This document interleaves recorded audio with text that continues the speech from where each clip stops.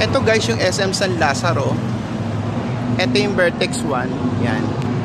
Ito yung Vertex 1 guys. Yan. Yung SM San Lazaro. Ito, dito tinatayo yung One Crown Suite ng Mega World. Yan. Yung ginagawa na yon is Tower 1. Dito yung Tower 2 guys.